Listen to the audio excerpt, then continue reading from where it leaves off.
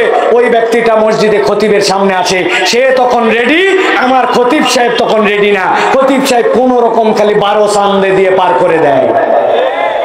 এই জন্য আমরা বলেছি প্রিয় ভাইরা, মসজিদ ভিত্তিক হালাকা অধিবেশনের আগত বিভিন্ন পর্যায়ের সম্মানিত তাওহীদি জনতা, আমি মূলত ওয়াজ করার জন্য আপনাদের কাছে বসি নাই। শায়েখ আহমদুল্লাহ আসছেন, আল্লাহ মামুনুল হক আসছেন, রাস্তাটা অনেক প্রেসার। এই সময়টুকুতে আমি আপনাদের কাছে ক্ষুদ্র দুটি কথা, আমার দিলের কিছু অনুভূতি আপনাদের কাছে জানানোর জন্য বসেছি। প্রিয় ভাইয়েরা, আমি একটা আয়াতে কারিমা তেলাওয়াত করেছি, যে আয়াতে কারিমায় আল্লাহ বলছেন বাল নাকযিফু বিল হাক্কি আলাল বাতিল। আমি আল্লাহ রাব্বুল আমিন বলছি, এই হক, এই সত্য, এই ইসলাম, এই কোরআন, এটি বাতিলের উপর আঘাত করবে। আল্লাহ বলছেন কেমন আঘাত? ফায়াদমাগুহু, আরবিতে দামগুন শব্দের অর্থ হচ্ছে ব্রেন, চেতনা। মানুষের যে অঙ্গেই মাইর খাক, চেতনাহীন যদি না হয় তাহলে মানুষ অনুভূতি প্রকাশ করতে পারে, কিন্তু মানুষ যদি একবার চেতনাহীন হয়ে যায় তাহলে ওই মানুষ আর অনুভূতি প্রকাশ করতে পারে না। আল্লাহ বলছেন ইসলামের মাইল, ইসলামের পরিবর্তন, কোরআনুল কারীমের পরিবর্তন। আল্লাহ বলছেন এটা চেতনার পরিবর্তন, আদর্শের পরিবর্তন, নৈতিকতার পরিবর্তন।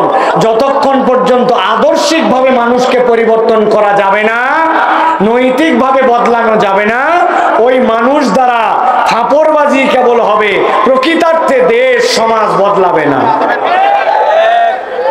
প্রিয় ভাইয়েরা, এখানে অনেক জেলার মানুষ আসছেন, অনেক থানার মানুষ আসছেন। আপনারা দেখেছেন আমরা মসজিদ ভিত্তিক সমাজ বিনির্মাণের একটা স্বপ্ন নিয়ে এই মাহফিলে আয়োজন করেছি। আপনাদের কাছে 5টা পয়েন্টে আপনাদের কাছে জানাই রাখতে চাই, আমরা এই মসজিদের স্বপ্ন দেখেছি কি জন্য। অনেক এলাকায় অনেক ইউনিভার্সিটি আছে, অনেক বড় প্রতিষ্ঠান আছে, অনেক বড় বিশ্ববিদ্যালয় আছে, সেখানকার মানুষজন সেইটাকে নিয়ে গর্ব করে। তারা বলে অমুক বিশ্ববিদ্যালয়ের পাশের বাসিন্দা আমি, অমুক গার্মেন্টসের পাশের বাসিন্দা আমি, অমুক নেতার বাড়ির পাশের বাসিন্দা আমি। কিন্তু এইগুলা গার্মেন্টস, নেতা, প্রতিষ্ঠান কোনোটাই আদর্শের মানদণ্ড নয়। আমরা চিন্তা করেছি একটা মসজিদ ভিত্তিক সমাজ যদি প্রতিষ্ঠিত হয়, যেখানে কেবলমাত্র নামাজ, যেখানে কেবলমাত্র তেলাওয়াত নয়, এই মসজিদের কার্যক্রম সমাজে প্রভাব বিস্তার করবে। আমরা একটা ডকুমেন্টারি বানিয়েছি, আপনাদেরকে 4 মিনিটের একটা ডকুমেন্টারি দেখাবো। তবে তার আগে বলতে চাই, হে তরুণ, হে যুবক, আমার মুরব্বীরা, আপনারাও আপনাদের এলাকার যে মসজিদ আছে ওই মসজিদগুলোকে নিরেট কেবল সালাত আদায় করা, নিরেট কেবল তেলাওয়াতের জায়গা না বানিয়ে মসজিদ ভিত্তিক সমাজ নির্মাণের জন্য এই কাজগুলা গ্রহণ করতে পারেন কিনা ভেবে দেখেন। 1 নম্বরে আমরা যে উদ্যোগ গ্রহণ করেছি সেটি হচ্ছে মসজিদ থেকে মক্তব পরিচালনা। আপনার আমার বাচ্চারা যদি মক্তবমুখী হয়, কোরআনমুখী হয়, ছোটবেলার থেকে তাদের দিলের মধ্যে যদি কোরআন ঢোকে, তাহলে ওই বাচ্চা বড় হওয়ার পরে যেদিকেই যাক এই কোরআনের নূর তাদের দিলকে বিকশিত করবে। আমরা আপাতত 13টা মক্তব চালাচ্ছি, মক্তব চালানোর একটা প্ল্যান দাঁড় করেছি। আমরা হেরা আর জ্যোতি কোরআন ক্লাস নামে আমরা মক্তব চালু করেছি। কিভাবে?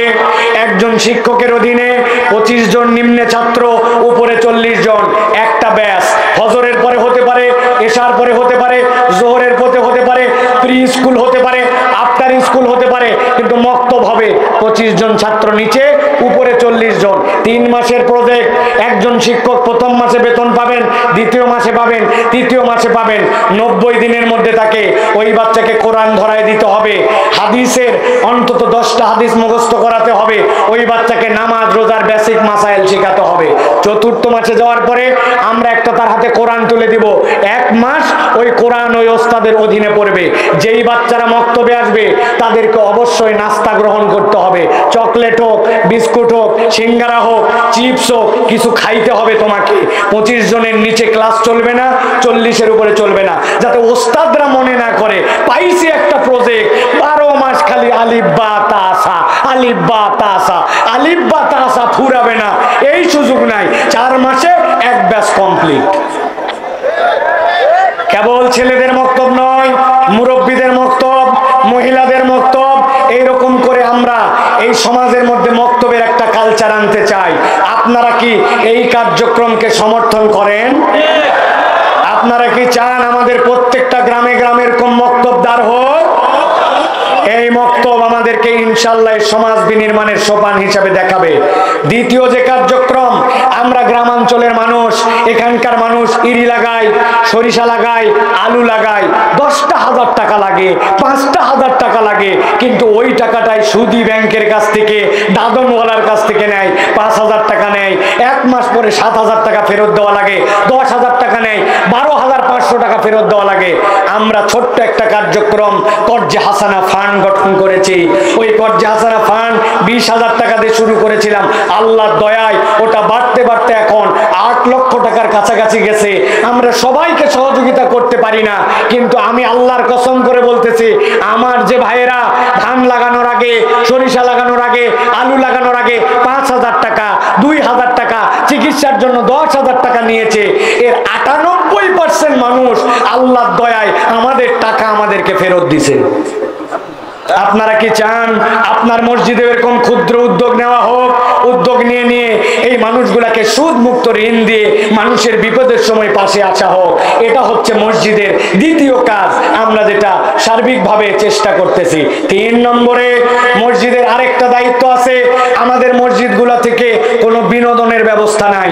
বলবেন হুজুর মসজিদ আল্লাহর ইবাদতের জায়গা, কি সব আবোল তাবোল শুরু করছেন বিনোদন? আমাদের ছেলেরা দেখবেন বিভিন্ন সময় ডেক বাজায়, নানান অকেশনে একটু পিকনিক খাইলে গান বাজনা করে। আগে খাইতো বিড়ি, এখন বিড়ি খাওয়া বাদ দিছে, বিড়ির ভিতরে মশলা বাইর করে ওর ভিতরে গাঁজা ভরে খায়। আছে না ভাই? আমরা খালি বলছি তোমরা খুব খারাপ ছেলে, তোমাদের এগুলো করা উচিত না, এগুলো করা গুনার কাজ, এগুলো যারা করে জাহান্নামে চলে যাবে। ওই ছেলে কারো ওয়াজ শোনে না। আমরা ওয়াজের মধ্যে নাই, আমরা ওয়াজ করতেছি তবে তার বিয়েতের সাথে। ওই ছেলেগুলাকে নিয়ে ঈদের পরে তাদের সুস্থ সাংস্কৃতিক চর্চার ব্যবস্থা করেছি। সাঁতার কাটো, তোমরা স্লো সাইকেল রেসিং করো, নিজের বেলুন রেখে অন্যের বেলুন ফাটাও। 60 বছরের মুরব্বী দৌড় দেয় না, উনার জন্য দৌড় প্রতিযোগিতা, হাড়ি ভাঙ্গার প্রতিযোগিতা, বাচ্চা কাচ্চার জন্য বস্তা দৌড়, ব্যাং দৌড়, নানান ধরনের খেলাধুলা।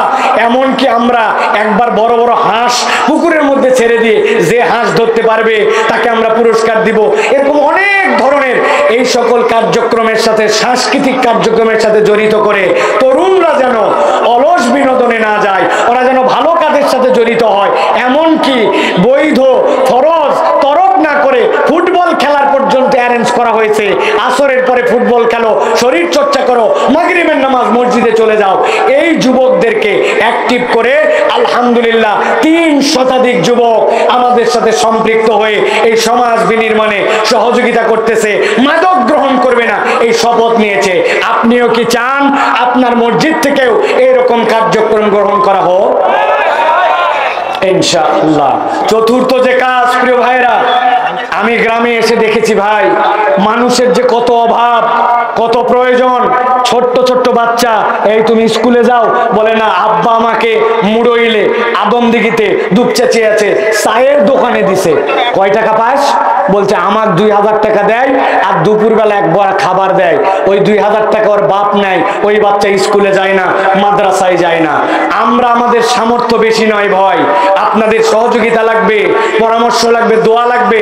এই জন্য বলছি আমরা একটা উদ্যোগ নিয়েছি। আমাদের 17টা বাচ্চা আছে রোলিং এ। ওই বাচ্চার বাপ ভ্যানওয়ালা, সে লাগাইছিল চায়ের স্টলে। ওই বাচ্চার বাপরে 1,000 টাকা দেওয়া হয়।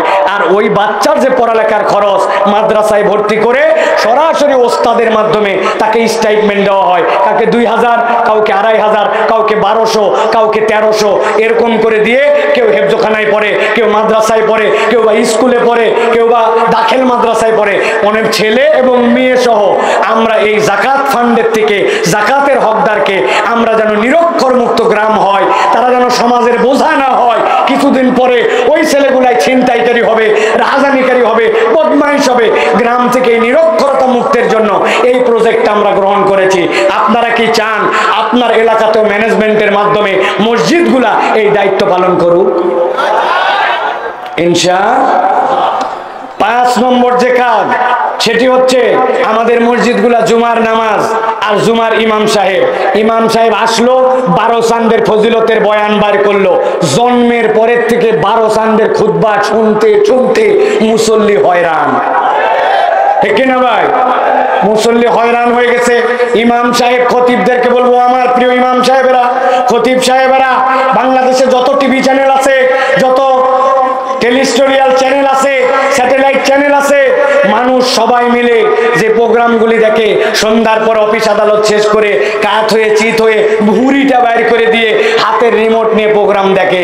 ওই সময় সবচেয়ে গুরুত্বপূর্ণ প্রোগ্রাম সংবাদগুলি হয়। কিন্তু জরিপ দেখা গেছে প্রত্যেকটা মানুষ এক সপ্তাহে যে পরিমাণ টিভি দেখে, যে পরিমাণ সংবাদ দেখে, সব মিলায় 2 কোটির উপরে লোক দেখে না। টিভি দেখা মানুষ বাদ দিয়ে দিছে।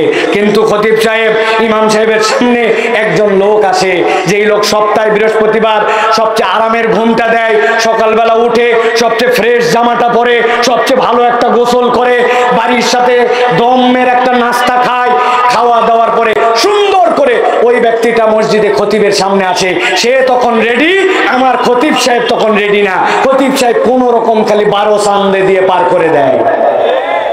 এই জন্য আমরা বলেছি প্রিয় ভাইরা, মসজিদ ভিত্তিক হালাকা, মসজিদ ভিত্তিক আয়োজন, মহিলাদের জন্য তালিম, এইগুলো আমরা আপনাদের মাধ্যমে এই মসজিদগুলোতে যেন কার্যকর হয়।